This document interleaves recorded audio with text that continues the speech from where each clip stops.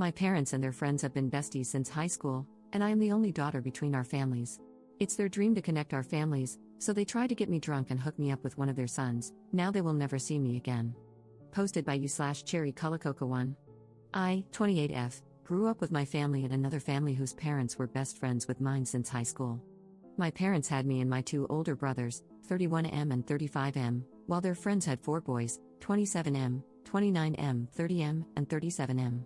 Growing up was pretty nice, but the boys used to pick on me a lot and exclude me during their girls or yucky phase. I wouldn't say I see these boys as brothers, but maybe as cousins. I was close to 27M and 29M when we were little. I will call them Adam and Jake. Until we were 15, we were really close and did a lot together. I don't talk to Jake much anymore. No hard feelings, but he grew up to be a classic tech bro and can be pretty condescending. However, our families are obsessed with the idea of us ending up together. The other guys are already married, and Adam prefers dudes. They've always pushed for us to be together, like making us go to the store alone at Christmas, telling us both an earlier time to meet at the restaurant for Dad's birthday, talking him up a lot, etc. Then both Jake and I met our significant others. I have been with my fiancé for 5 years, and Jake met his fiancée 3 years ago. Our families have been very disappointed and have not welcomed our partners warmly. One Christmas, I took Jake's fiancée, Tracy, aside and explained the weird family lore to her. Along with Jake, just as we did with my fiancée, we assured her that it was just a weird thing with our family and that Jake and I have not been close for ages and have never had more than a friendly relationship. Ironically, having to stand against our parents made us all a little closer. But now we come to the problem. Jake and Tracy are going to get married soon, and it has been chaos. Our parents have upped their antics by 2,000%. Family dinners are full of, we thought you two would get married. They brought out a picture I supposedly drew of me and Jake when we were little, depicting us getting married.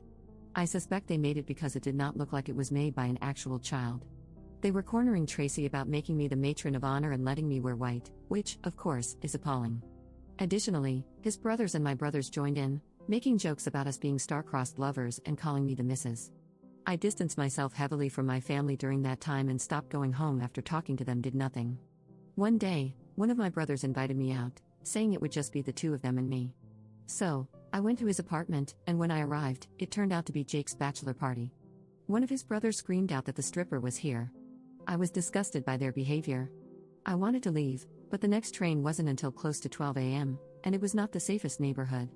So, I stayed. They tried to get me drunk, were constantly physically pushing me and Jake together, and even locked us in my brother's bedroom. I could hear loud laughing from the other side. Jake and I did not talk much. He apologized to me and asked if I could not come to the wedding as I made Tracy uncomfortable. I completely understood and said that, at that point, I was not planning to go anymore. He offered to drive me home as he was also completely sober. When they opened the door, he said we were going home. In their heads, that meant we were going to be intimate or something because all the caveman sounds started. The next day, my phone was blowing up. Someone had uploaded a video of me and Jake leaving, captioning it finally. It was very awkward. I am clearly uncomfortable, and so is Jake, as we exit the apartment and enter his car in the video. There were comments, calls, and texts. Tracy called me crying and cursing me out. Jake called me, apologizing and telling me he tried to explain. My mother and his mother sent me a bunch of texts saying how proud they were and that it was about time. My fiancé is understanding, but he wants me to set clearer boundaries with my family. I drove past their house, and they were all there. They didn't even let me talk and were just love-bombing me. I started screaming and told them Jake and I have never and will never be together, and I will not be leaving my loving fiancé. I said that I would not be going to Jake's wedding, and if they kept up with this, I would cut every single one of them off because I am tired and just want to live my life, and not their incest fairy tale. By the end of my meltdown, my mother and his mother were crying, and my father just told me to get out. Since then, I have been getting messages from my brothers calling me a B-word for treating my family like that because they only wanted the best for me. What am I supposed to do here? Edit. No, an Uber was not an option. Taxis and Ubers are ungodly expensive here, and Uber would have cost me almost €80 because of the night fee, so I have to take the train. Also, no, I don't have a car. Tracy was away, and my fiancé had a night shift. Update 1. Jake and Tracy broke up, and my fiancé was cheating with Tracy the whole time. I'm kidding. First of all, thank you all for your insight, especially those of you who reached out in the comments and privately with similar stories. I honestly thought my family was the only demented one, but apparently, it's a trend, and a lot of German parents have done that. Now for the real update. My fiancé and I spoke and concluded that cutting out my family for now would be the best option. I sent a message to my parents and brothers explaining my decision to distance myself for the time being. I emphasized that while I love them, I cannot continue to endure their pressure and manipulation. I told them their behavior had made me resent them and, to some extent, Jake. They ruined any friendly relationship we could have had and made me feel gross and exploited. I told them they were setting me up to be S8 if it had been anyone else but Jake. I also told them that their controlling behavior was the reason I never told them about anything in my life. I told them it hurts to be with them, and I am in a bad mood for days after meeting them. I never look forward to holidays with them and have caught myself wishing I would get into an accident or get sick before the holidays to have an excuse not to go. They cut themselves out of my life, and they will not be there when I get married, have kids, or achieve any other life milestones.